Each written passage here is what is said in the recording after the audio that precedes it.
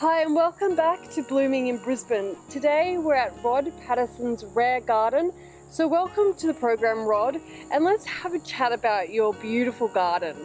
How did it begin? Oh, how did it begin?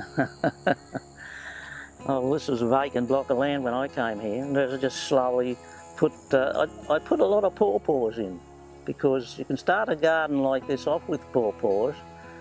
You plant the plants under the pawpaws, and as they grow bigger, you can take pawpaws out. And they're very easy to get rid of. They break down very quickly, and that's how I started this rainforest off. Putting rainforest trees in and having the pawpaws providing shade and cover above. And then when they took over the rainforest trees, you just keep on knocking the pawpaws out. Was there a plan for this garden? No, it's like topsy, it grew. Just put a path in here and a path in there, and it wasn't planned. How long has your garden been here for? About 30 years. Have you always had a passion for plants? Oh yeah, always. When I was a kid, I used to like to grow veggies. And wasn't until I got my own house that I really got started. And I had a big garden in Sydney before I came here, 30 odd years ago. And this is the biggest one I've done though, this one. A lot of work here. How often do you spend in your garden? Oh, nearly every day I do some work here. Some days I'm here all day, depending on what's got to be done. But you've got to keep at it. If you let it go for a few days, you've got to do a bit of cleaning up afterwards. So it's good. Pick away at it, you know, keep on top of it. How do you go with pests and disease? Well, they're not too bad. The caterpillars, they're pretty bad. Crinum lilies, they attack the crinums. They're the main thing that worry me here. Dendrobium beetles, not good on some of the orchids.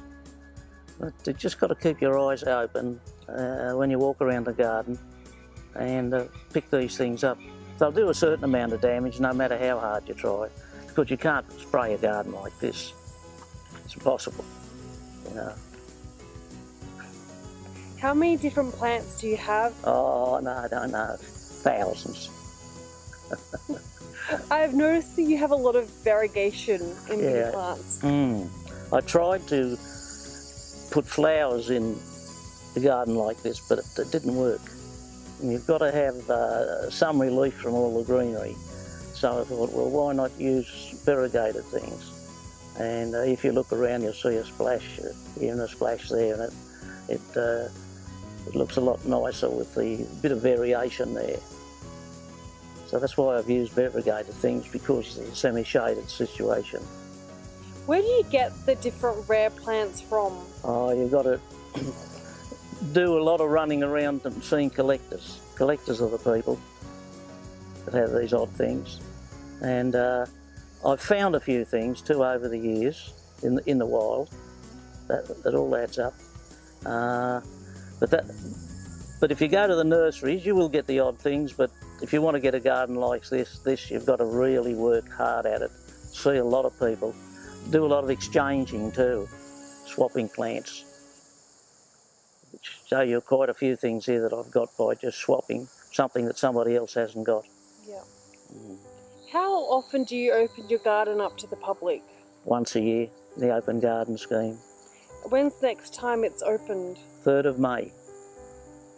Couple of months. Yep, so 3rd of May people can come down and visit Rod Patterson's rare plant garden. It should be in the paper, it usually is, announced in the Friday paper.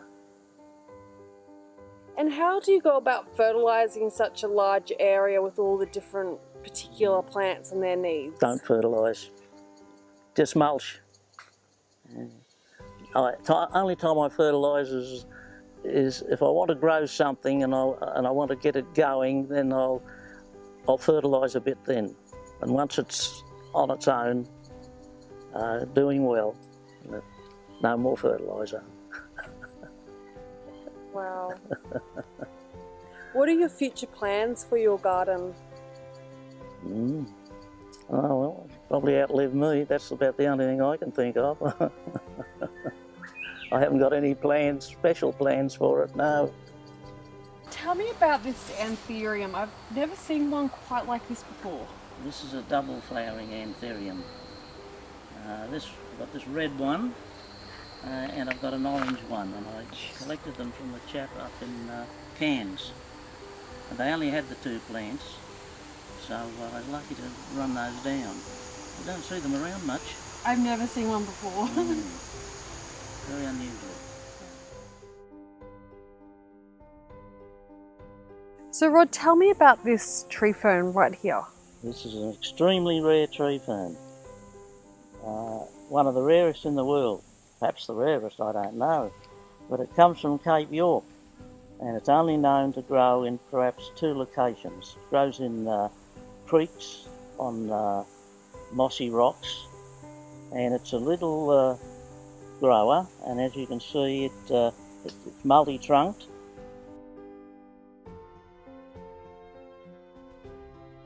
Next week, Claire shows us how to do a pH test, Anka joins us for more crafts, and I visit a garden. Missed an episode of Blooming in Brisbane? Visit us on YouTube. Just search Blooming in Brisbane. If you're on Facebook, like us for more information. This has been a Dare to Bloom production.